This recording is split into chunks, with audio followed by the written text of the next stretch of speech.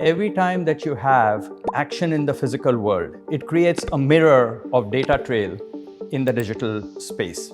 Suppose you go to buy something, they ask you what is your date of birth, what is your mobile number, what is your email. Why you are asking all this? I have no idea what is being processed, what is not being processed. And therefore, to get it back, it becomes next to impossible. AI is the new kid on the block. So we have a huge challenge right now in terms of power of technology allows hackers to manipulate. The accountability.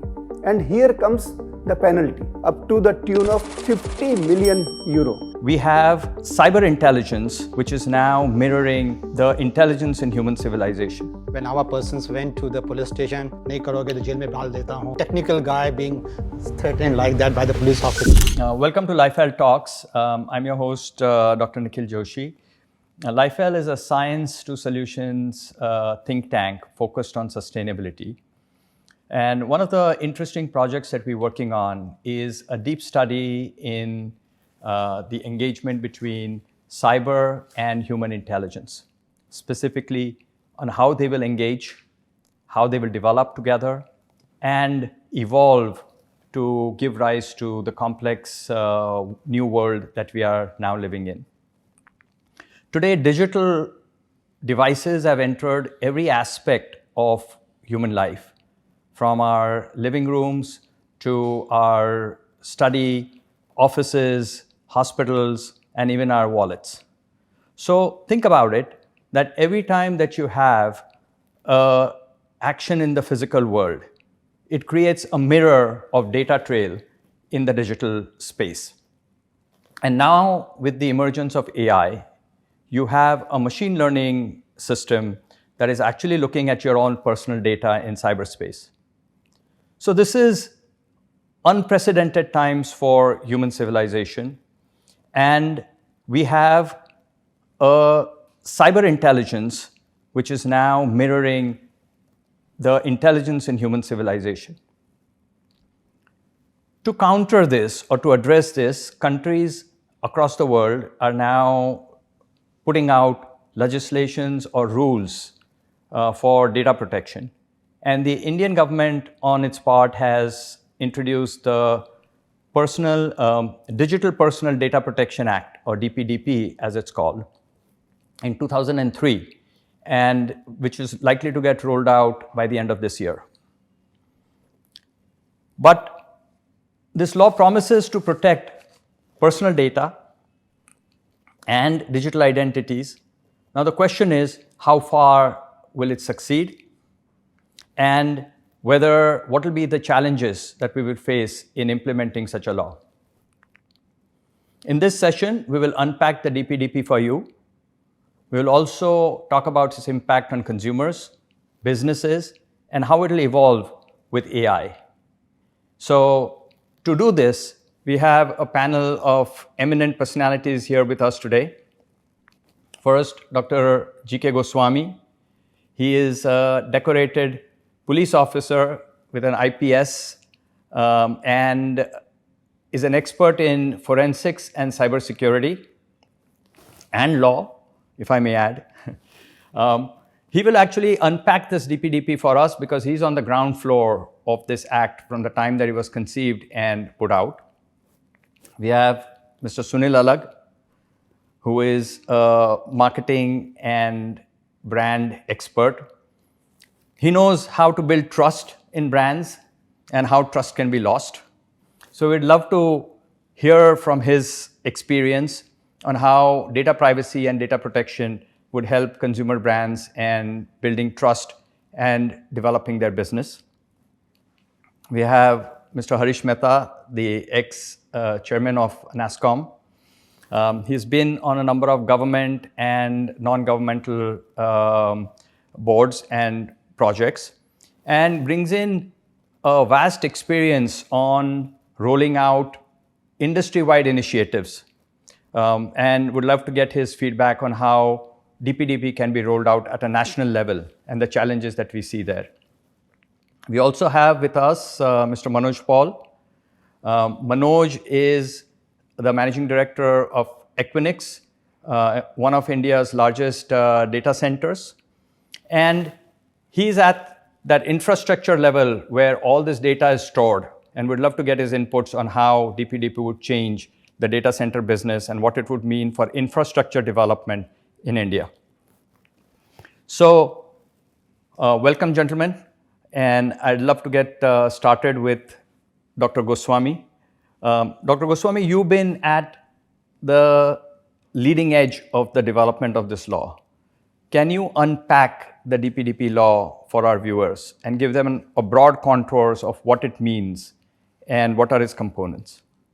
Thank you, Dr. Nikhil, and the entire panel, so decorated experts. So, as rightly said, that data protection is very important for digital world. Now we are living in the age of data. Cyber security becomes very important, and data is the most precious identity.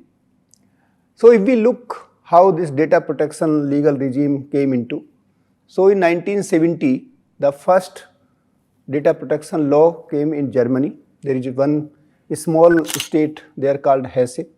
So the Hesse Data Protection Act 1970 is the first attempt globally for data protection.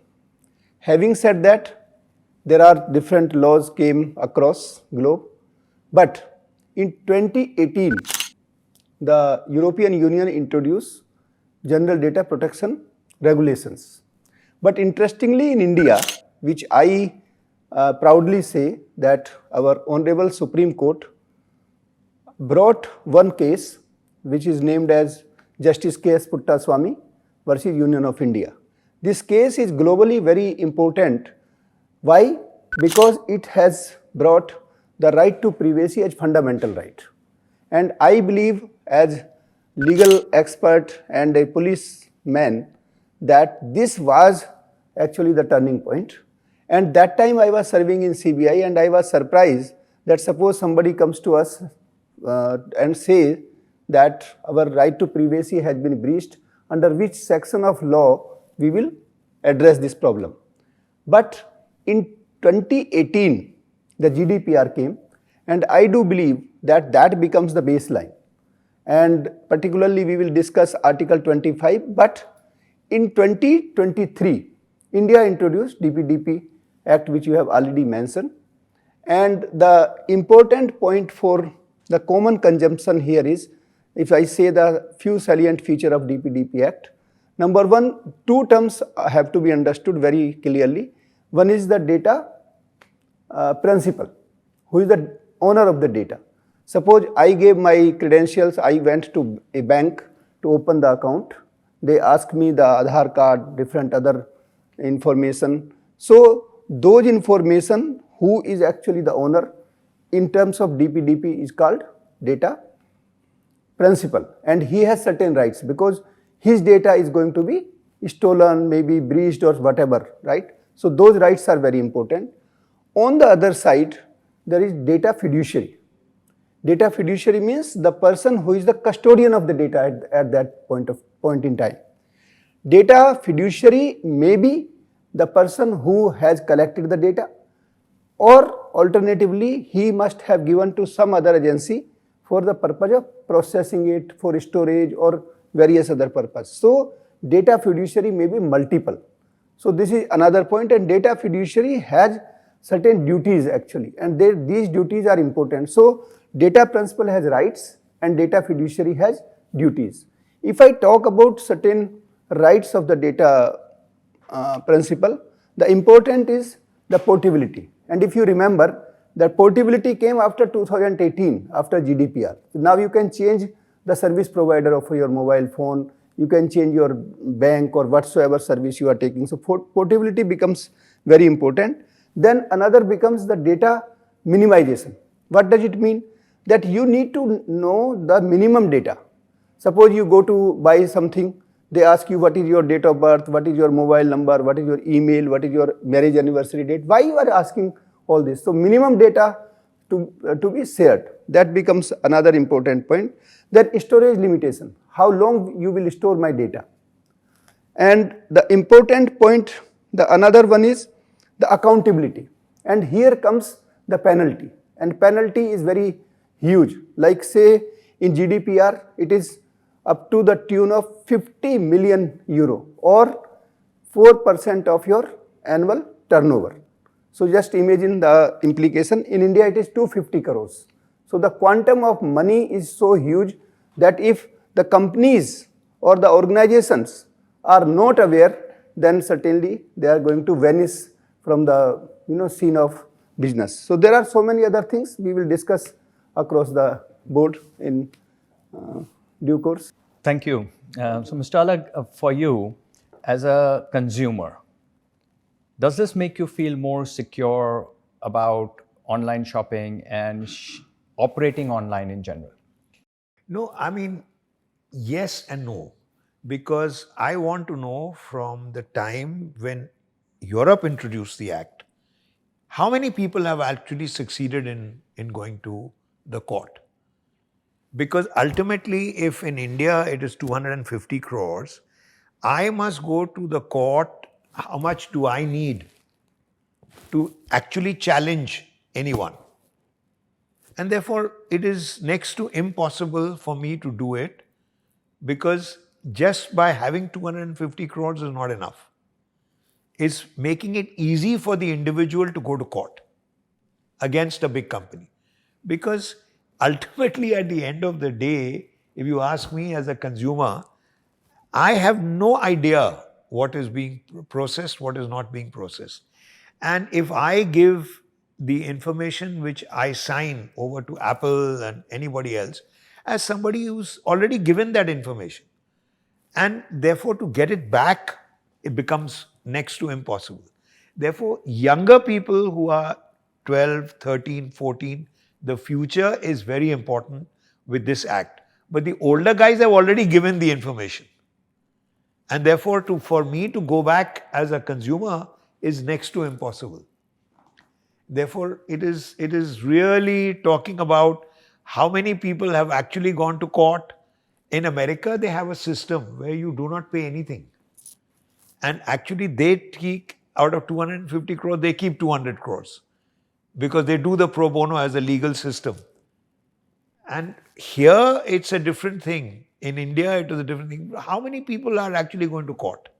In Europe, how many people have gone to court and succeeded? So it's a very good point, Mr. Alagh. And I'd like you to respond to that, is that if I'm a consumer and I feel that my data has been compromised or there is an inadvertent data leak which could have been avoided, what is my recourse? What is the process that I should follow to actually remedy that? Yeah, that's very good question. And Mr. Alagh has raised very important question. But I have 2-3 points to raise here. One is that it is not only the individual basically, but it is the company, the organizations. Maybe you may have some confidential data, you may be running a company, you may have some intellectual property issues. So data is very varied. As you rightly mentioned that for the younger one, this has at the individual level. But even for the older generation, right from the day this law came into existence or for the execution, from that day onwards at least they cannot misuse it. So at least whatever happened in the past is past, but at least in future you are secured. That is point one. The another important point, as you rightly mentioned, that what about Europe and other countries where already this law is implemented? So you see that there are large number of cases, the huge number of penalty has been imposed. By that, now the data sharing and the misuse is to greater extent it has been checked. The another important point that every data fiduciary is duty bound to inform the data principal for the leakage or breach of data within 72 hours. So they have to inform you within 72 hours and then you can take recourse. And there will be data protection board is there. Then every office or every organization must have some data protection officers. So there are check and balance, but you have rightly mentioned that it is in the process to implement, and as the problems will come, I think with due course they will get resolved. I think it is the time to roll it out. So I come to you, Mr. Harish Mehta. Do you think that DPDP is when you take an industry view, is it a problem or an opportunity for Indian industry? It's a great opportunity, frankly. Just if you be on the other side, one is the protection of data, but as a company, you don't want to violate the DPDP rules because of the penalty that you see. So that means the service provider has to provide systems which are DPDP ready. If your system has to be compliant, and if I can compliant, if I can claim that, the business will come. So competing with the rest of the world who is not following such rules, this is a great big, I would say, opportunity for industry to leverage it and increase the business. So fundamentally, this is a layer of trust that you bring in. You talk about privacy. I mean, today also, when you walk on the street, I recently read some 15 satellites are watching you. So the kind of data is being collected on you as a individual, and then all other, if you look at every WhatsApp message, I wish it would say like DPDP equivalent ready. So 90% of fake messages would go out of the system. So we have a huge challenge right now in terms of power of technology allows hackers, bad actors in the community to manipulate and can do havoc. So we need to bring that under control. And as we are hyper connected, hyper interconnected globally now, and it's increasing. So getting this kind of protection is a starting point for us to get into, eventually make it very secure. Mr. Manoj Paul, at the data center, you're at the core of the infrastructure that powers all of this data storage. Do you think the requirement for localization and data exchange between countries and the regulations on that are going to be a dampener for India's e-commerce and digital economy overall? Well, it has its own pluses and also minuses. First and foremost, all over the world, there are laws coming in, whether it's GDPR or DPDP. So first thing is we are aligning with the global world and we're ensuring that we are as much concerned about data privacy as anybody else. That brings in the trust. So the trust is very, very necessary to make our Indian businesses global. That's the first and foremost thing. Second, how easy or difficult it is to implement. We were discussing earlier, what data is going out, what data is coming in with so much of encryption there. Actually, it's very difficult to ensure that I'm really following that all the data of Mr. Harish is actually kept here, it's not going out. Right? It's just that I'm taking undertaking, and tomorrow if I have an insider person showing that, no, I saw that there, I might get penalized, the company might get penalized. But it's still creating an awareness that, hey, this is a rule that the data of Indians should remain in India or data of Europeans should remain in Europe. And hence, it gives confidence to people to share the data. Today, among us, if we have to share our data with Apple, we'll be a lot more confident. But if you have to share it with somebody who comes, give me your Aadhaar card ka photocopy and I'll take it, none of us will do it at all. So that's the confidence we're trying to build in so that people share the data, it remains in custody in a proper way, and that gets used to provide better services to end customers. How it helps in some cases is that, especially as India is a country, we have many of our service providers have been processing Indian data outside India. So those infrastructure has been deployed outside India, and data also will be stored outside India. The belief is that when everything gets started happening in India because of some of these regulations, then there will be demand for digital infrastructure, higher demand for digital infrastructure. But then it works both ways around. That means that if we are envisaging to bring international business to India, then that also cannot come. So if we can collaborate well with other countries like GDPR and others and say that, hey, this is how we treat your data, this is how we will access your data. Tomorrow, if something happens to an international data, Indian government will not have access to that. That will bring that confidence so that the opportunities can flow. May I just ask you a question on this one? Because so far we've dealt with organizations. Very easy to deal with organizations. I, as an individual, want to sue you because some data which you, as you said, fiduciary, some data which is lying with you, I wanted to sue you and I've got no chance of suing you. I've got to go to the courts in India and the price that I have to pay, supposing as an individual I don't have that kind of money. But my data has gone out. My data is now being challenged. And therefore, what does an individual do? You've talked about organizations, you've talked about organizations. Organization versus organization is so much easier. But as an individual, where do I stand? Dr. Goswami, you want to take that? Yeah, I think you have a point, but here I want to clarify that these cases will not go to the regular courts. They will have the board, DPB, Data Protection Board. So they will be dealing, and you have to simply file an application, and accordingly they will take up. And the duty is for the data breach is lying on the data fiduciary to report within 72 hours. And that is why they are also bound to have the proper security system. And here comes what our friend was saying, that it is a great opportunity. So cyber security, cyber audit, and various other employment generation will do come.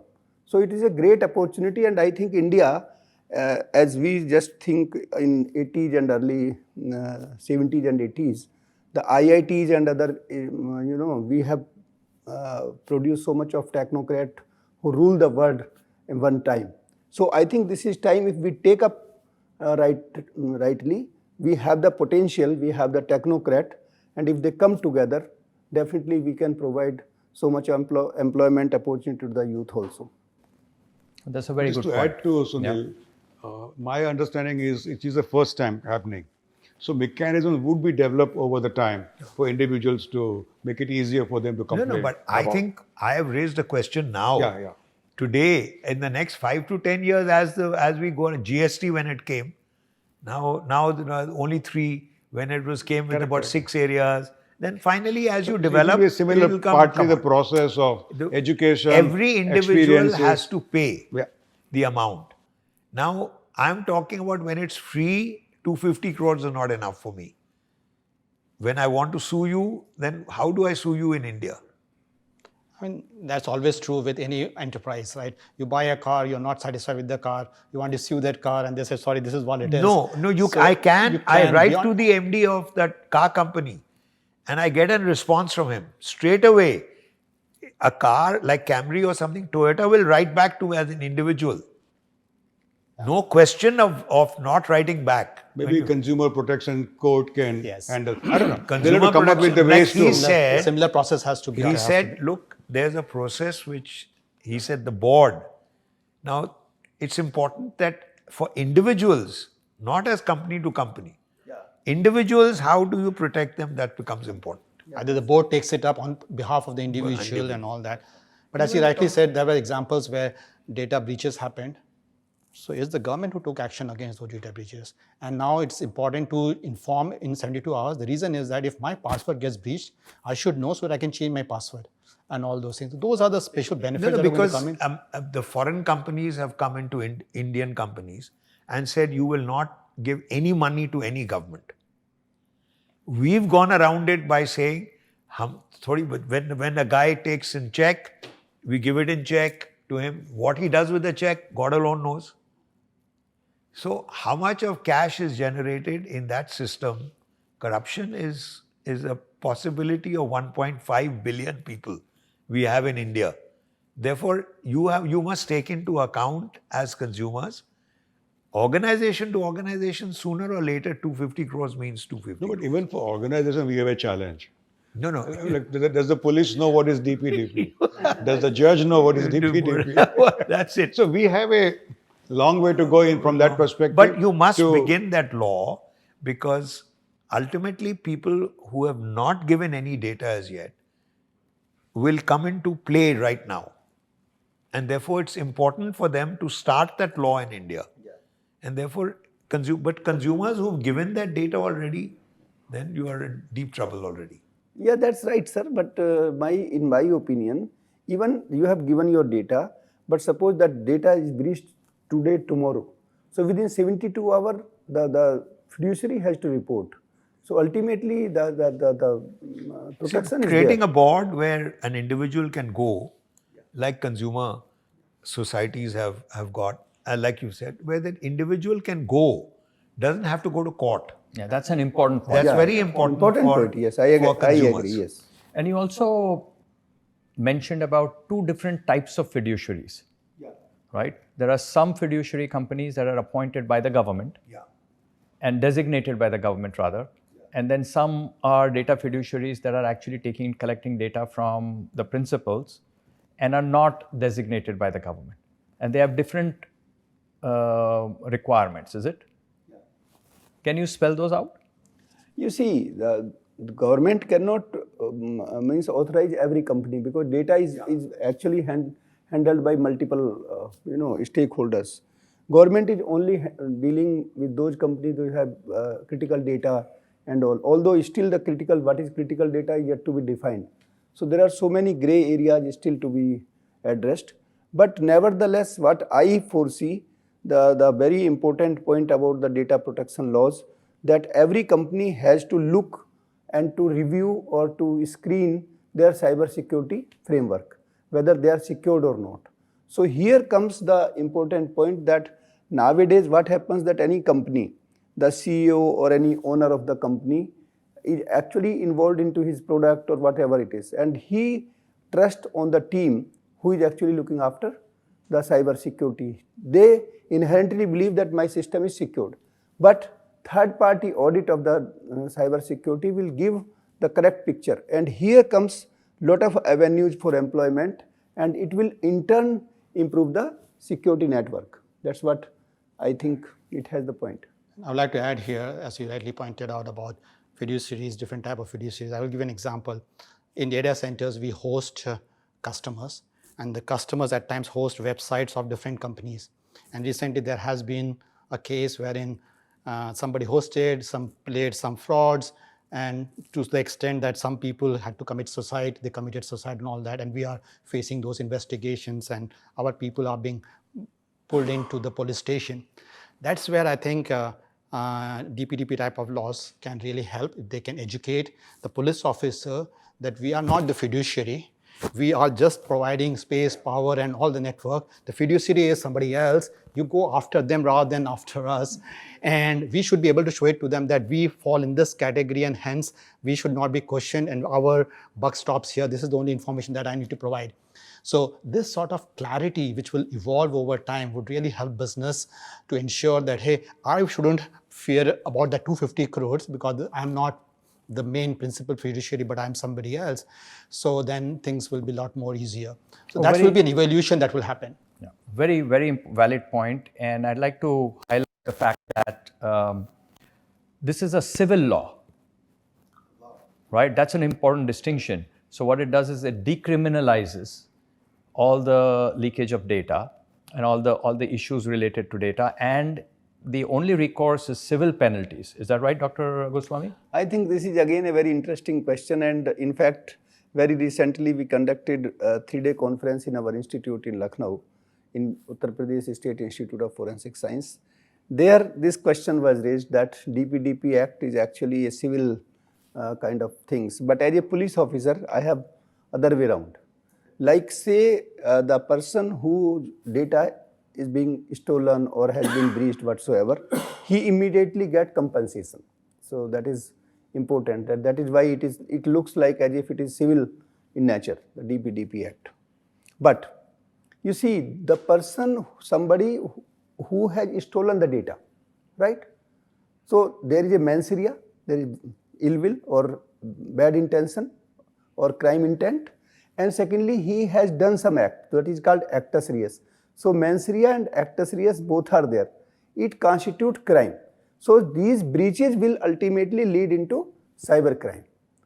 So that is also very important aspect, and I think police must understand it very clearly. Don't get diverted that it is simply a civil act. And a lot of police officers have raised this question before me, saying that it is a civil act, so we have nothing to do. I said no, it is a crime. It will fall under cyber crime. So that's the point which must be very clear. But then that dilutes the DPDP also to some extent. That introduces fear. I'm telling you, when our persons went to the police station, nahi karoge to jail mein dal deta hu, and all that threatens. I mean, technical guy being threatened like that by the police officer, he was shitting. So we got our lawyers involved and all that. Again, explain this is what we are doing. We are cooperating. If everything can be criminalized and say that in some way or the other, no, okay, you're not parting with the information, you're not cooperating with the police, and that's why I want to put you in the jail, then I think it just loses the purpose itself of making it easy, ensuring that the right person who is the fiduciary, identifying the fiduciary and making him responsible rather than everybody on the chain getting responsible and being penalized, and doing business becomes very difficult. Yeah, you have a point, but just let me clarify here again. That suppose the leakage of data may be of various regions, like it Misuse of data. Here in this case, it may be misuse of misuse data. of data, maybe because of the poor quality of cyber security and all. But if the data has been stolen by criminal intent, suppose there is one person who is an employee of the company, and he actually taken away the data and shared with somebody, right? That is a clear-cut intent. So every case cannot be criminal, but certainly you cannot take it like that everything is under the I have a little different view here. My view would be for next 1 year, 2 years, no penalty to anybody. Just spend enough efforts through various institutes in educating Educating, yes, citizens, that's very educating right. organizations. So what is it? How, what the benefits are? Convey the benefits to the people. Once if they are sold on it, yes, it is definitely beneficial to me. Then we worry about the enforcement part. Bringing in enforcement too early is very risky. Otherwise, we'll just not take a birth as a law that you would like to see. Yeah, you have a point. Yes, I agree. That awareness is very important in the beginning itself. Well, now that we have looked at the broad contours of the law, I think I want to focus attention on what it means for businesses. And I'd start with you again, Dr. Goswami. If a business decides to do nothing, what kind of penalties are they looking at? See, if the business do not pay any attention and the cyber security is at the loose end, then certainly there will be some breaches, and the data principal will actually sue the person, so they have to face the compensation part and others. So they will lose a lot of money. That is one. And another, if somebody if comes under the criminal ambit, then there may be criminal case as well. Then if the companies are completely unaware, they may be having their critical data. Say for example, there is a doctor, there may be hospitals, their critical data may be stolen. As generally I give examples that suppose you want to start a business. So you may have money, you may have expertise and all. So the major problem is where from you will get the customer. So you have two options. Either you get data by hacker, the customer's data from established hotel or something, whatever you want to start, or alternatively you bribe the employee. So if you do not have the proper means of cyber security in place, then you will lose the data. So I think, in my opinion, this Data Protection Act will make the companies individual aware, so that cyber security will get tightened, and that is the advantage for everyone. That's my point. So it will reinforce the system. Right. And coming to you, Mr. Harish Mehta, what do you think would be required to take this kind of a law, which people are not aware of, and where there are a lot of moving parts, and with so many businesses and so many different places where data is being stored, what would be required to make this kind of a thing successful across India?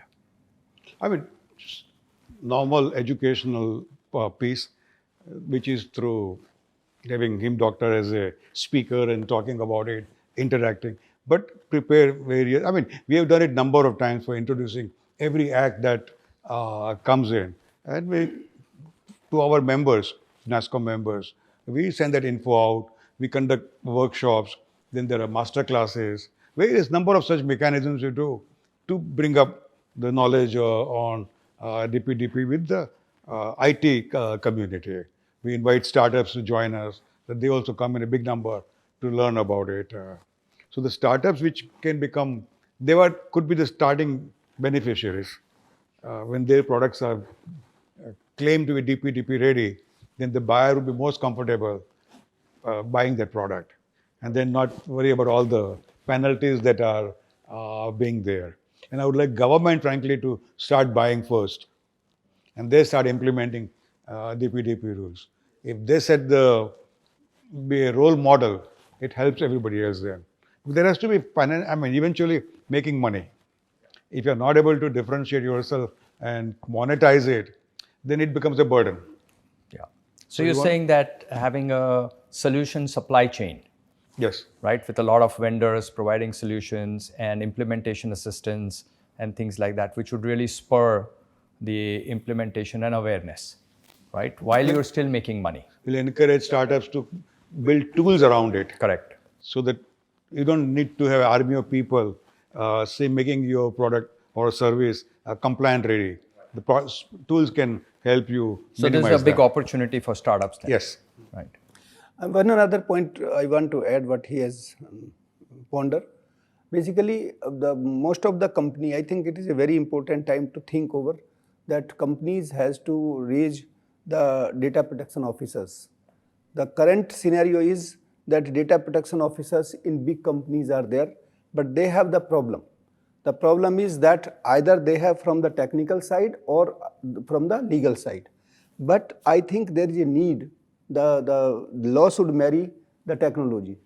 And the DPO must be aware about the technology as well as the legal system also.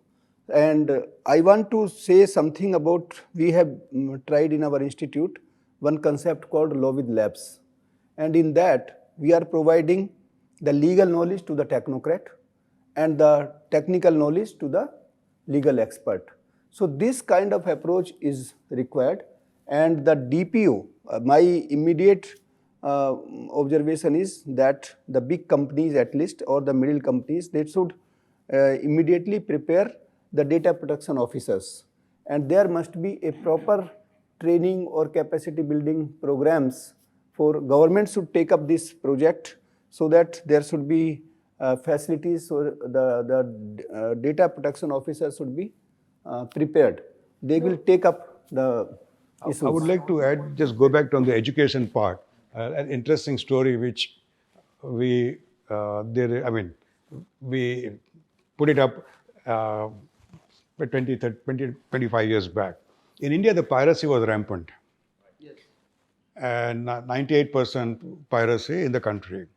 When we as the industry would go and meet a prospect in, say, USA, he would look at us as a thief.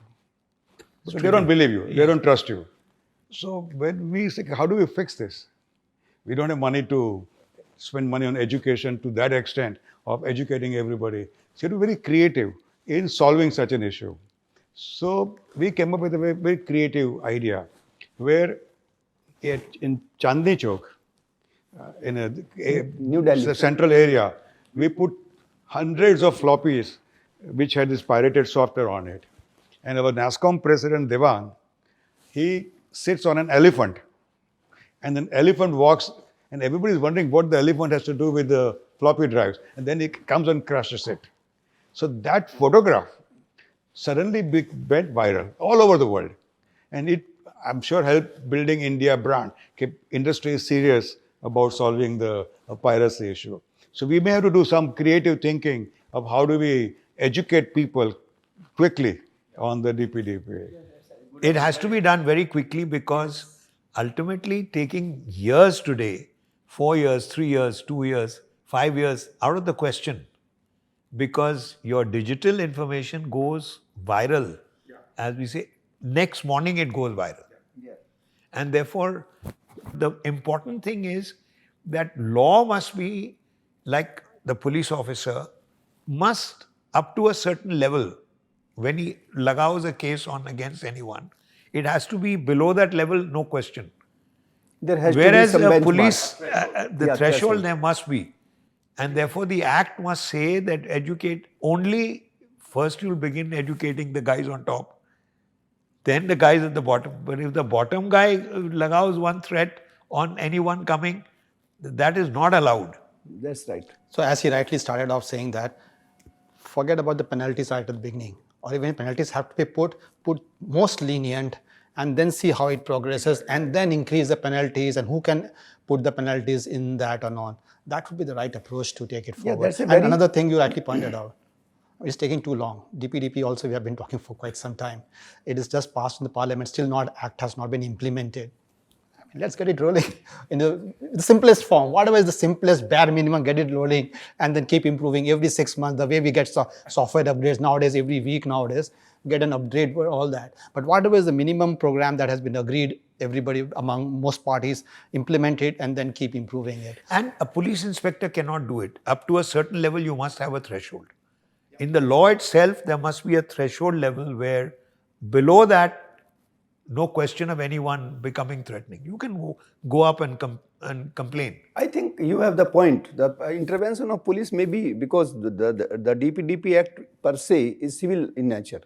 So if the government brings rule that police intervention may not be at least for 3 or 5 years, as you rightly mentioned, then it can be considered. No, even if it is immediate, they must put into the law up to a threshold level. वो अगर मानेगा तो ठीक है. Lower levels out of the question. Lower Out levels of cannot the arrest. question. Lower levels cannot arrest. They can ask, question, take action, but for arresting, they need to have proper approvals and everything. And I agree. And I think you sit on the data center, some of the largest data centers in the country, right? And that's core infrastructure for the data economy in India. Do you think DPDP will expand the data economy in India, or would it become a problem? There are multiple ways of looking at it. First is that today we are all talking of providing curated services, specific services.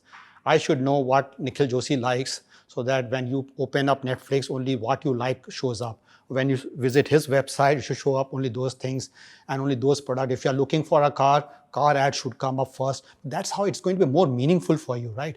Then only when whatever time you spend on the screen is going to be more meaningful. But that will need data.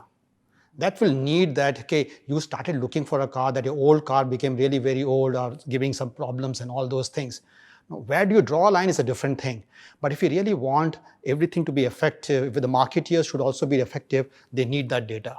So it's very necessary to have all these great handrails to safeguard so that they enable that. And once that gets enabled, the digital infrastructure demand will go up. Because now, earlier, instead of one common ad going to all 1 billion people, there will be separate ad for you, separate ad for you. That many ads have to be created, they have to be stored, streamlined to you, demand for digital infrastructure. So it means good for people who are creating those things and at the same time storing and building it up. What I believe is, the second point would be that if DPDP can co-align with GDPR, and we can also, the government can also talk to other governments and say that, okay, can we have something called data embassy within the country, where data from some other countries can come here, get processed and get service to those countries. Because India is at a position of strength as far as processing is concerned, because we are the only country where, one of the only country where green power is cheaper than brown power.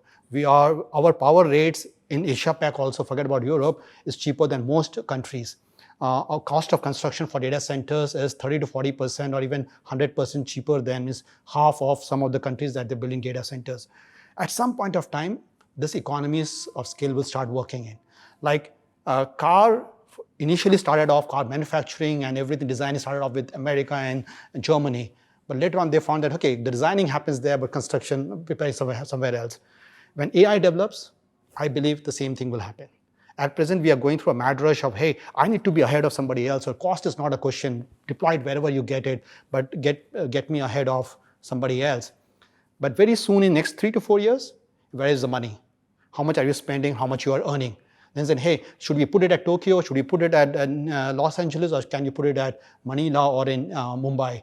And then provide the same service at much lower cost, because power is going to be a big cost. All those dynamics would come in.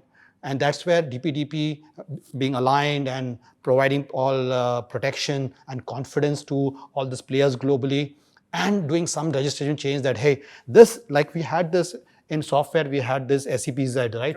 This is only for software and nothing else there, so special concession. Similarly, if data embassy we can do, this data center is only for data coming from Europe.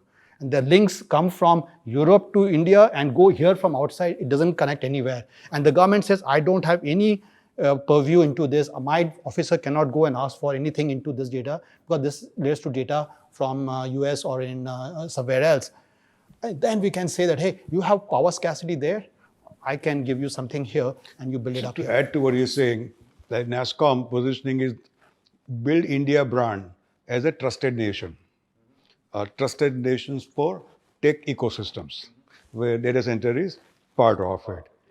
People talent is part of it. People trained to do ethical AI, all part of it. So branding India as a trusted nation is very critical. Because then from around the world, people will come and use our, we will be cost-wise, we will be cheapest regardless. There's no reason talent cost can go up when we produce 1.5 million. And it's not only just talent, engineers a lot per of year. other things I talked about. Yeah. Even manufacturing, some of the equipment that we use in data centers now happening in India. And because the demand is growing, some of those international manufacturers are manufacturing in India, not only for India, but for global. The UPSs, some of those transformers and others now are getting exported at a certain level. That's a great thing that can happen to this country and to the world also. That they want cheaper, right quality product, and if it comes from and a new base gets created in India, I think it will be a very good alternative for everybody else. No, I think these are good points that our DPDP must engage and align with the GDPR and other regulations, and that basically data is a global phenomena. It's a global commodity. You cannot really restrict it because then the whole idea of having the data is lost. And this globalization would really push service providers to raise the bar and improve the services, because now you're not only catering to India but also globally, both data centers and not only that, manufacturing that is happening in India. So the quality of those manufacturing will go up because you're not only selling to Indian customers but also global. So I think it will be great for the country and also for the global economy. Wow. I Really good. raised that last question of 1.45 billion, that we got 1.5 billion. See, the Prime Minister of India is a democracy. The Prime Minister, every year he's got some election. Today it's in Bihar, tomorrow it's in West Bengal, the day after tomorrow it's in Tamil Nadu. It is not a question of Trump being there for 4 years. He stands for election only once. In 4 years, he's got an opportunity to change. Whereas the Prime Minister in India, China, of course, we don't never compare because that's not a democracy. When one guy on top says, then everybody follows. We are a nation which has built itself on opposing anything. No, but Sunil, here, government has done a very smart thing with the DPDP. And this has been going on in our industry. You talk about AI, and we know the technology will continuously change. And you don't want to go back to Lok Sabha for amending the rule every time. So by consciously, government came up with two parts. The fundamental law, which should be passed by the law, protecting your privacy, X, Y, and Z. These are the basic units.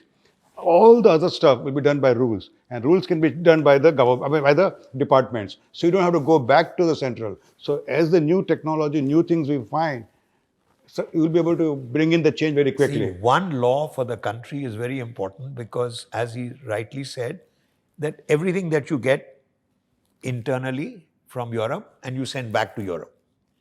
But CBI and they have their own law.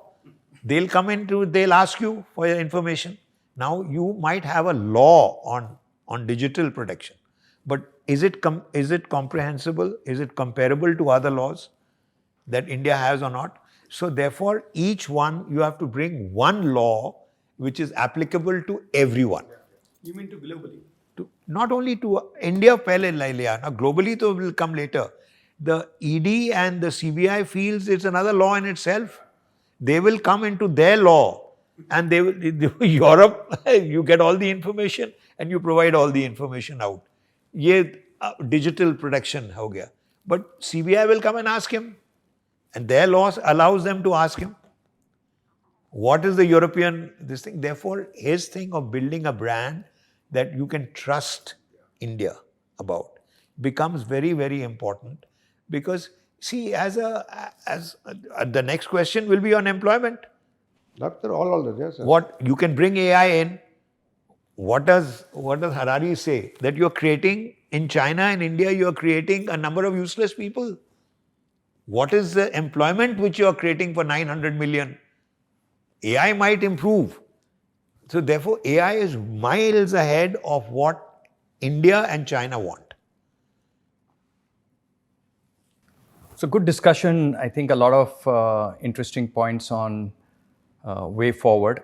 Now I'm going to bring in the elephant in the room, which is AI. Yeah. Right? We're all talking about data, but artificial intelligence is about intelligence. And that's very different. It's the processing, it's the perspectives, it's the insights from data, right? And it's the decision making on the data. So here again, there is a question for you that unlike the European Act, which allows people to choose a review by a human, right? When you're making a decision through AI on a bank loan or on any policing stuff or on any of these critical elements, it allows review by a human. The Indian law gives AI a free rein. There's no such provision. So are we really giving AI a free rein in the DPDP? Well, I think AI, artificial intelligence, is totally dependent on data. And primarily, if you see, the data regulation looks as if it will challenge the usage of AI per se, because AI is actually roaming around, means changing your data across the globe, and then the inputs is being provided of the prompt. But if you see little means deeper, then I believe as a police officer and law enforcer that it will actually bring a kind of discipline in data roaming, or the you can say the exploration of data. In other words, it is a kind of check and balance. So in my opinion, data protection laws primarily will definitely have some kind of control over AI activities, but in turn it will help how the data privacy should be respected for the individuals, for the company. On the other hand, the artificial intelligence will bring the glory which basically is required. So in my opinion, with time, it may take maybe 3 year, 4 year, 5 year time, but certainly the check and balance are very important. Otherwise, any data through AI, and now the quantum is also knocking the door very soon. So AI and quantum may create a lot of security challenges and all. In my opinion, this is the right time. If we bring data protection laws in place, then these kind of challenges which the humanity may face with quantum and AI combination.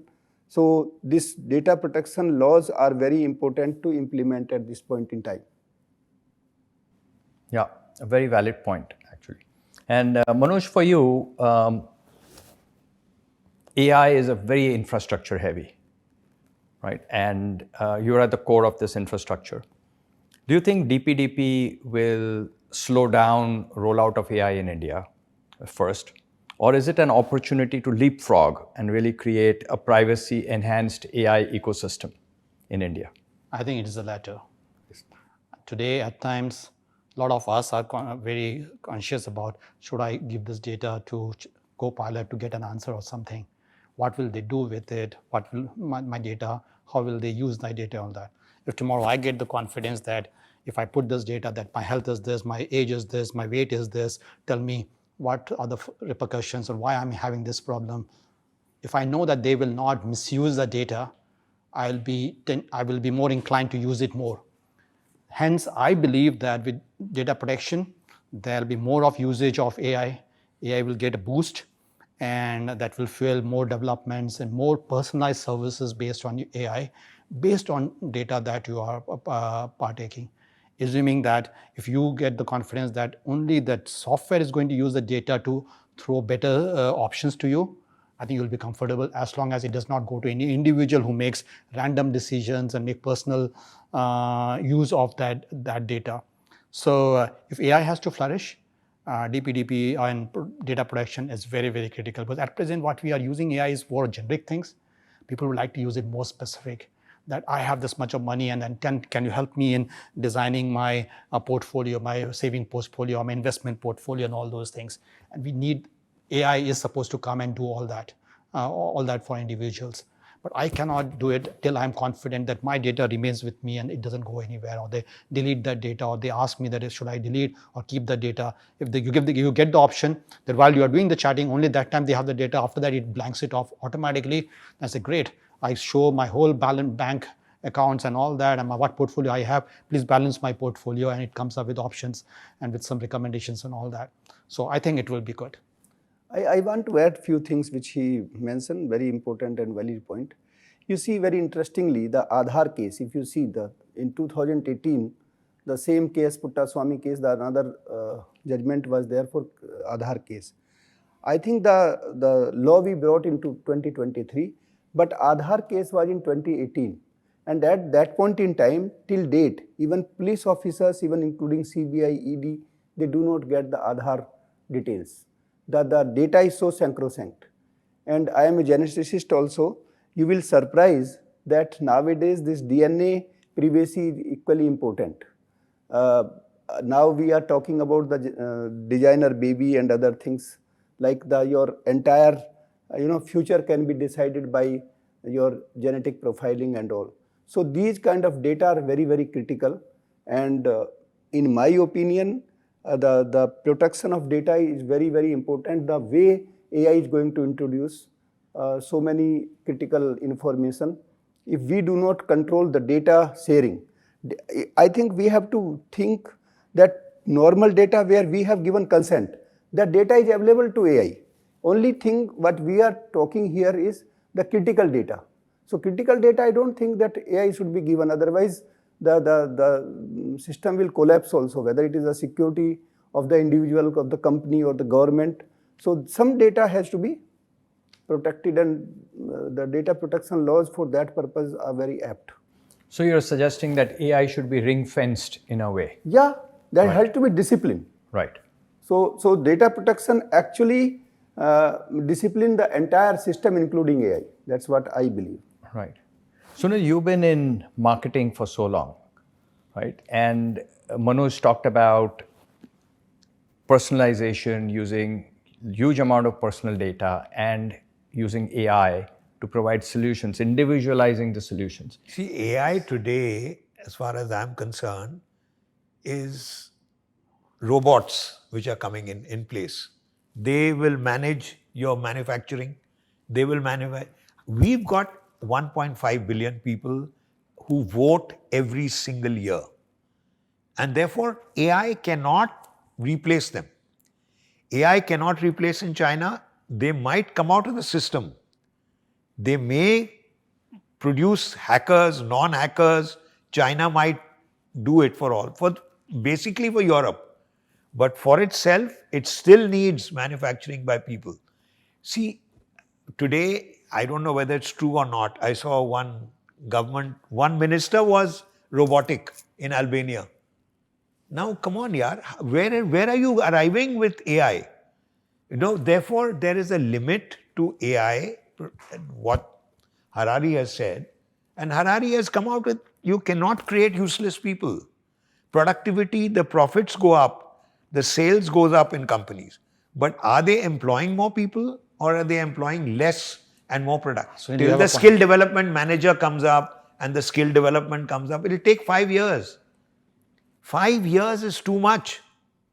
For AI is going ahead way, way beyond. Therefore, until it's controlled in India, until you have it in China, and they are not interested in, actually Japan came up with, when they wanted to establish the brands many years ago, they came up policies where the Japanese paid more for Sony in Japan than export prices.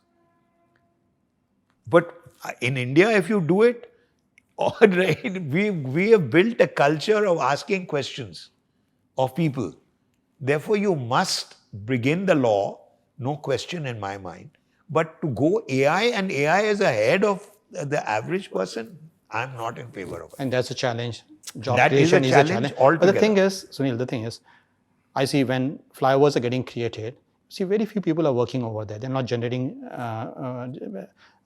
jobs over there, but they are getting created much faster than it used to be happening earlier. Europe and America have So older listen- generation. listen We've me. got a younger generation who want jobs. So that's Look, that's the crystal ball that he's There's a crystal gazing ball at, out right? here. Europe and America has older people who are not interested in anything else but looking after what they've paid their tax on.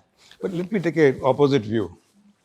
I believe AI is a God-given gift to India, AI and other advanced technologies, and that along with the people and the other infrastructure has potential to solve India's every problem, literally.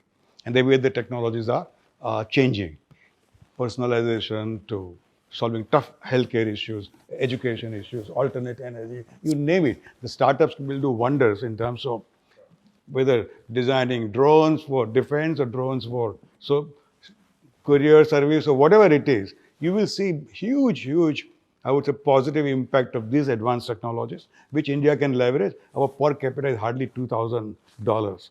It has to go to $10,000. Now, whether jobs loss X, Y, and Z, I do not know yet. Still, I've been hearing this for the last 3 years.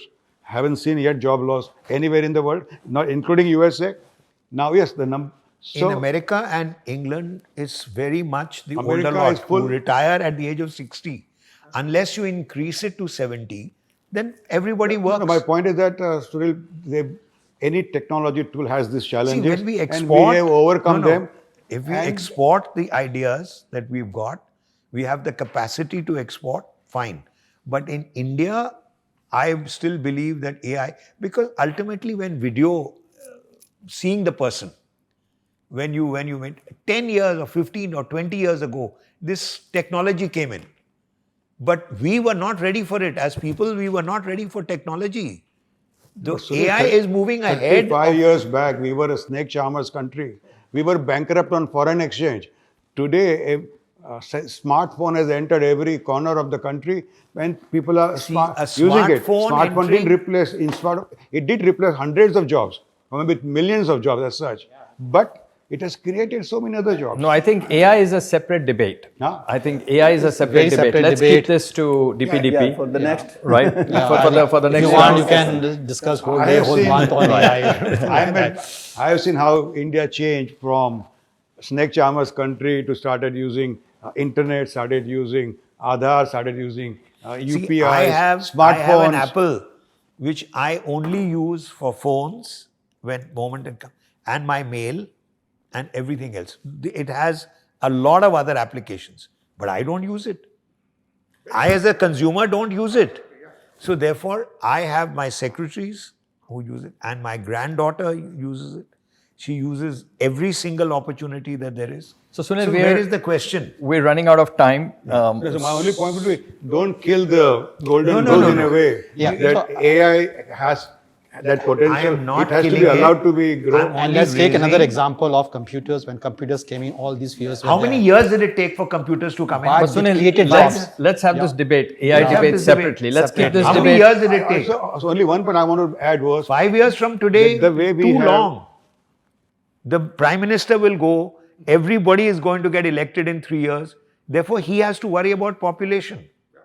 Therefore, infrastructure is the answer, because what China did was building roads and building bridges and building ports. that has to go we in have parallel. we have to spend money there as government. Right. But the only So point I we've- wanted to make here, just before I Yeah. close, was that I do believe AI has a great potential, but one of the prerequisite would be the DPDP literacy in the country. So that has to be brought in. Then only you'll be able to leverage it for a better purpose. That's a very valid point, because AI has to be ethical and All that. sustainable. Correct, Right, correct. for all of that. And I think this is the foundation for Foundation all of for that. every Correct. citizen. I mean, if you can go down to a citizen level like we did for smartphone and internet, same way, then you will be able to get applications, tools on top of it to solve India's problems. So, all right, we've debated the risks and opportunities. But if I'm a business leader and DPDP is rolled out tomorrow, what's the first thing I should do? Right? And start with you again, Dr. Goswami. What should I do as a business leader in e-commerce or in any one of these data related services to not get into legal trouble? Well, I think as it has been already discussed that DPDP literacy is the first and foremost important, not only for the top leaders but to the downline in every organization. The individuals also must be aware, so that literacy is the one. Then another important point is, I think the data privacy laws and all, they are actually hitting that how you have designed your cyber security framework.